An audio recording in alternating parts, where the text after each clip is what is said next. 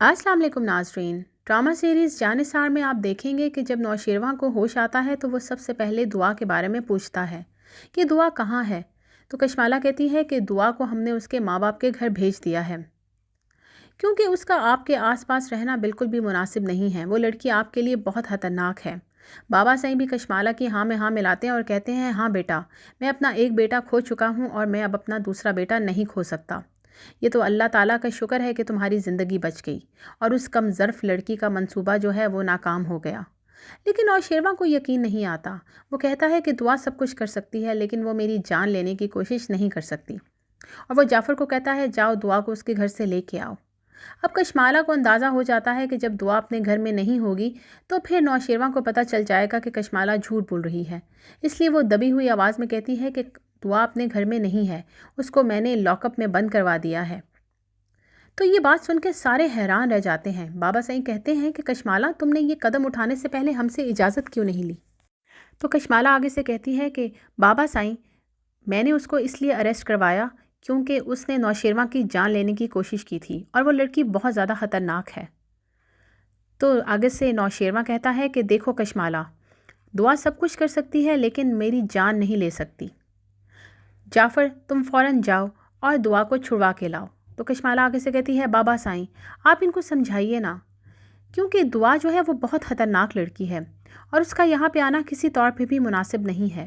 تو بابا سائیں کہتے ہیں کہ ہاں کشمالہ ٹھیک کہہ رہی ہے، میں پہلے اپنے ایک بیٹے کو کھو چکا ہوں، میں اب اپنے دوسرے بیٹے کو نہیں کھونا چاہتا۔ لیکن نوشیروان غزنوی کہتا ہے بابا سائیں میں آپ کو کہہ رہا ہوں نا کہ دعا نے ایسا نہیں کیا۔ جعفر جاؤ تم دعا کو چھڑوا کے لاؤ۔ تو جعفر جو ہے وہ دعا کو چھڑوانے کے لیے پولیس اسٹیشن پہنچ جاتا ہے اور وہاں پہ دعا کی ضمانت کروا دیتا ہے۔ دعا جب جعفر کو دیکھتی ہے تو فوراً غزنوی کی طبیعت کے بارے میں پوچھتی ہے، تو جعفر اس کو بتاتا ہے کہ اب ان کو ہوش آ گیا ہے۔ تو دعا کہتی ہے کہ مجھے ایک دفعہ اپنے ساتھ لے چلیں، میں غزنوی سائیں کو دیکھنا چاہتی ہوں، ان کی طبیعت کو پوچھنا چاہتی ہوں۔ تو جعفر کہتا ہے کہ نہیں بی بی سائیں، آپ وہاں پہ نہیں جا سکتی، پہلے ہی وہاں پر حالات بہت خراب ہیں۔ تو وہ دعا کہتی ہے کہ جعفر کیا تم بھی سمجھتے ہو کہ میں نے غزنوی سائیں کی جان لینے کی کوشش کی ہے؟ میں تو ایسا سوچ بھی نہیں سکتی، تم بھی تو مجھ پہ یقین کرو۔ تو جعفر کہتا ہے بی بی سائیں ابھی حالات ایسے نہیں ہیں کہ آپ وہاں پہ جا سکیں۔ تو دعا کہتی ہے جعفر میں تمہارے پاؤں پڑنے کے لیے تیار ہوں، میں بس ایک لمحے کے لیے غزنوی کو دیکھوں گی اور پھر میں واپس چلی جاؤں گی۔ جعفر جو ہے وہ کشمالہ کو کیونکہ دیکھ لیتا ہے جب وہ سرفراز کے ساتھ باتیں کر رہی ہوتی ہے، تو وہ کشمالہ سے پوچھتا ہے کہ بی بی سائیں آپ یہاں پہ کیا کر رہی ہیں؟ تو کشمالہ کہتی ہے میں بس یہاں پر کھلی ہوا لینے کے لیے آئی تھی، کیا میں اپنی مرضی سے کہیں پہ جا نہیں سکتی؟ تو دراصل ناظرین کشمالہ اس وقت سرفراز سے مل کر باتیں طے کر رہی ہوتی ہے، کیونکہ سرفراز جو ہے جب اس کو پتہ چلتا ہے کہ دعا جو ہے وہ لاک اپ میں ہے تو اس کو بہت غصہ آتا ہے اور شاید اس کا تھوڑی دیر کے لیے ضمیر بھی جاگ اٹھتا ہے۔ اس کو شاید یہ لگتا ہے کہ میرے ہاتھ تو کچھ بھی آنے والا نہیں، بیوی کو میں نے اپنی طلاق دے دی ہے اور دعا جو ہے وہ میرے پاس آنے کے لیے کسی صورت تیار نہیں ہے، اور کشمالہ جو ہے وہ بھی اب میری بات نہیں سنتی۔ تو وہ کشمالہ سے ملتا ہے اور کشمالہ کو کہتا ہے کہ مجھے تم تھوڑے سے پیسے اور دو ورنہ میں تمہارا راز کھول دوں گا، اور تم نے دعا کو کیوں لاک اپ میں اریسٹ کروایا؟ ٹھیک ہے دعا کہ ہم دونوں کی دشمن ہے لیکن میں نے کبھی بھی یہ نہیں چاہا کہ میں دعا کا کوئی نقصان کروں۔ تو کشمالہ اس کو کہتی ہے کہ تمہیں بڑی دعا سے ہمدردی ہو رہی ہے، آخر چکر کیا ہے؟ تو سرفراز کہتا ہے میں دعا کو چھڑوانے کے لیے جاؤں گا اور تم بیچ میں نہیں آؤ گی۔ تو کشمالہ جو ہے وہ یہ سن کر حیران رہ جاتی ہے کہ سرفراز کو اچانک کیا ہو گیا ہے۔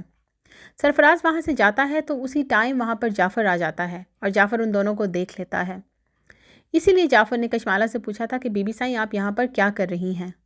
کشمالہ کو یہی لگتا ہے کہ جعفر نے اس کو سرفراز سے باتیں کرتے ہوئے نہیں دیکھا، لیکن اصل حقیقت کچھ اور ہے۔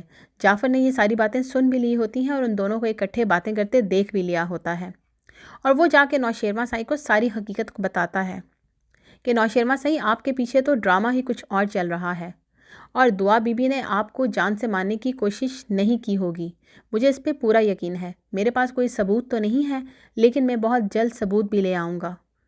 تو نوشیروان اس کو کہتا ہے کہ تم گھر کے کیمرے چیک کرو، اس دن جس دن سرفراز ہمارے گھر آیا تھا اور اس دن جس دن میرے کھانے میں زہر ملایا گیا تھا۔ تو جب جعفر گھر کے کیمرے چیک کرتا ہے تو دیکھتا ہے کہ ان دونوں دنوں کی ساری ویڈیو فائلز جو ہیں وہ ڈیلیٹڈ ہوتی ہیں، اب تو اس کو پورا یقین ہو جاتا ہے کہ کوئی نہ کوئی دعا بی بی کو پھنسا رہا ہے۔ تو وہ نوشیروان غزنوی کو جا کے یہ ساری حقیقت بتاتا ہے اور کہتا ہے سائیں، یہاں پہ تو معاملہ کچھ اور ہی ہے، ویڈیو فائلز بھی ڈیلیٹڈ ہیں اور دعا بی بی جو ہیں وہ پریشان بھی بہت ہیں اور وہ آپ کے ساتھ بات کرنا چاہتی ہیں، آپ سے ملنا چاہتی ہیں، لیکن ابھی فی الحال میں نے ان کو یہاں پہ آنے سے منع کر دیا تھا۔ نوشیروان جو ہے وہ دعا کو فون کرتا ہے اور اس کو پوچھتا ہے کہ دعا تم کہاں پہ ہو؟ تو دعا کہتی ہے کہ میں اپنی ماں کے گھر پہ ہوں اور رونا شروع کر دیتی ہے۔ تو نوشیروان دعا سے پوچھتا ہے کہ تم نے میرے ساتھ ایسا کیوں کیا؟ تو دعا کہتی ہے سائیں، آپ مجھ پر اس طرح کا الزام کیسے لگا سکتے ہیں؟ آپ سوچ بھی کیسے سکتے ہیں کہ میں آپ کی جان لینے کی کوشش کروں گی؟ میں تو آپ کی زندگی کی دعائیں کرتی ہوں۔ تو نوشیروان کہتا ہے کہ کیا تمہیں مجھے مار کر تم سرفراز سے شادی کرنے کا پلان نہیں بنا رہی تھی؟ مجھے کشمالہ نے تو یہی بتایا ہے کہ تم گھر سے سارا سامان لے کر بھی وہاں چلی گئی ہو۔ تو دعا یہ سن کے رونا شروع کر دیتی ہے اور بہت پریشان ہو جاتی ہے اور وہ کہتی ہے غزنوی، سارے مجھ پہ الزام لگائیں، مجھے کوئی مسئلہ نہیں ہے، لیکن جب آپ مجھ پہ یقین نہیں کریں گے تو میرے تو اعتبار کی دنیا ہی ختم ہو جائے گی۔ تو غزنوی جو ہے وہ یہ سوچنے پہ مجبور ہو جاتا ہے کہ آخر یہ سارا کھیل کس کا رچایا ہوا ہے۔ اس کا شک کشمالہ پہ جاتا ہے کیونکہ کشمالہ اب اس سے اور نزدیک ہونے کی کوشش کر رہی ہوتی ہے اور اس کو کہتی ہے غزنوی، میں اب آپ کے پاس ہی رکوں گی، آپ کی تیمارداری کروں گی کیونکہ اب آپ بالکل ٹھیک نہیں ہیں۔ تو غزنوی اس کو کہتا ہے کہ آپ پلیز یہاں سے چلی جائیں، جعفر میرے پاس ہے میری خدمت کرنے کے لیے۔ تو کشمالہ جو ہے وہ تل ملا کے رہ جاتی ہے اور سوچتی ہے کہ اس کا کوئی بھی وار کاری نہیں جاتا۔ اس نے ہر طریقہ آزما لیا، دعا کو اس کی زندگی سے نکالنے کے لیے دعا پہ الزامات بھی لگوا دیے اور اس نے کسی پیپرز پہ سائن بھی کروا لیے ہیں۔ اب ناظرین دیکھنا یہ ہے کہ وہ پیپر جو ہیں وہ دعا کی طلاق کے ہیں یا پھر پوری جائیداد جو ہے وہ کشمالہ کے نام لگانے کے ہیں۔ اماں سائیں اور بی بی سائن بھی تھوڑے بہت حیران ہیں کہ دعا جو ہے وہ ایسا کس طرح سے کر سکتی ہے۔ بابا سائیں کو تو پورا یقین ہے کہ یہ دعا نے ایسا سب کچھ جائیداد ہتھیانے کے لیے کیا ہے، لیکن اماں سائیں جو ہیں وہ اندر ہی اندر سے وہ ان کے دل میں یہ بات ضرور آ رہی ہے کہ دعا تو اتنی اچھی بچی تھی، وہ ایسا کیسے کر سکتی ہے۔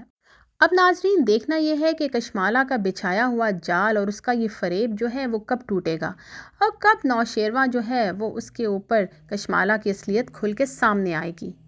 اب سرفراز ہی ہے جو کہ شاید اس کو اپنی غلطی کا احساس ہو جائے، کیونکہ وہ یہ اب سوچ رہا ہے کہ اس کے حصے میں کیا آیا، صرف ذلت اور ناکامی۔ بیوی بھی اپنی نہیں رہی، بچہ بھی ہاتھ سے گیا اور دعا بھی ہاتھ سے گئی، تو اس کے ہاتھ میں تو کچھ نہیں آیا۔ تو وہ شاید اپنی غلطیوں پہ شرمندہ ہو کر وہ جائے گا نوشیروان غزنوی کے پاس اور اس کو کہے گا کہ میں نے یہ سب کچھ کشمالہ کے کہنے پہ کیا تھا اور دعا جو ہے وہ بالکل بے قصور ہے۔ تو جب غزنوی کو پتہ چلے گا تو وہ سرفراز کا بہت برا حال کرے گا، لیکن پھر شاید اس کو معاف بھی کر دے اس کے سچ بولنے پر، اور کشمالہ کے ساتھ تو بہت ہی برا سلوک ہوگا۔ شاید غزنوی اس کے ہاتھ میں طلاق نامہ تھما کر اس کو گھر سے ہی باہر نکال دے اور کشمالہ جو ہے اس کا انجام جو ہے وہ پاگل خانے میں ہو۔ یہ ساری اپڈیٹس جاننے کے لیے آپ ہمارے ساتھ رہیے گا، ہمارے چینل کو سبسکرائب کیجیے گا اور ویڈیو کو بھی ضرور لائک کیجیے گا۔ تھینک یو سو مچ۔ اللہ حافظ۔